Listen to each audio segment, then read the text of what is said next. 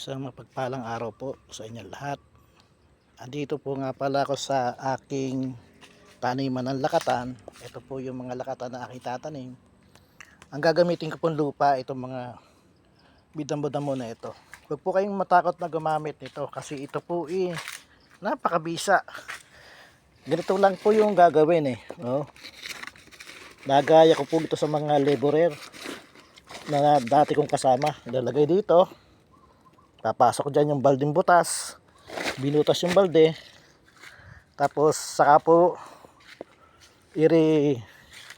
papalahan.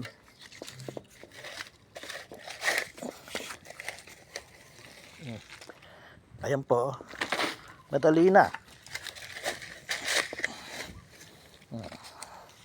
Dali na siya. Aking dadakutin na lang ng kamay. Ayan, damo. Ayos yan. Damo. Ito po, damo at may lupa. Ngayon, kukuha tayo ng isang lakatan. Ito po, lakatan to. Ililigay natin dito sa balde. Ayan. Ilagay lang natin dyan. Ayan. Karaan po. Palahin natin ng lupa. Hirap pag nag-vlog na walang kasama. Ayan. Po. Medyo marami-rami.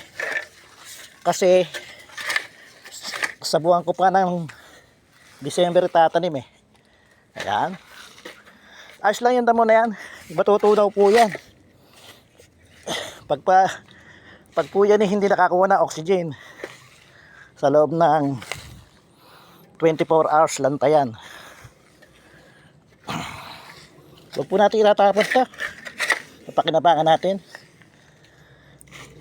Ayan. So, papantay lang po natin.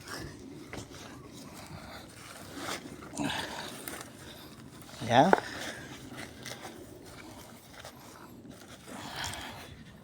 Ganyan po lang.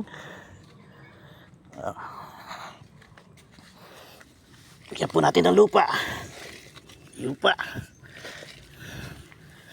Lupa. Ito na ang lupa. Ang kagandahan nito, nalilinis mo na yung harapan.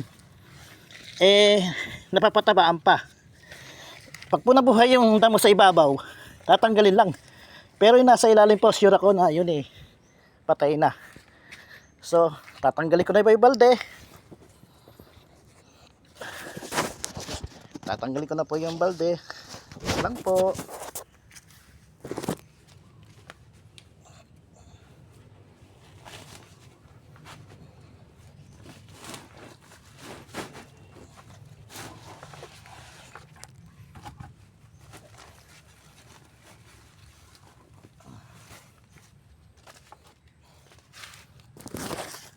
Ayan po yung kalalabasan niya.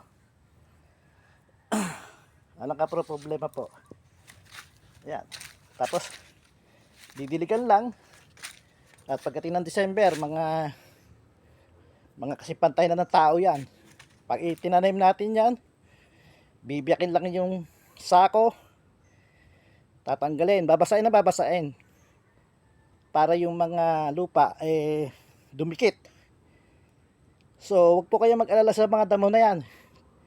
Sa loob ng 24 hours at hindi yan nakakuha ng oxygen, patay yan. Yung katas nila, yun ang magiging source ng nutrients ng saging na lakatan na ito.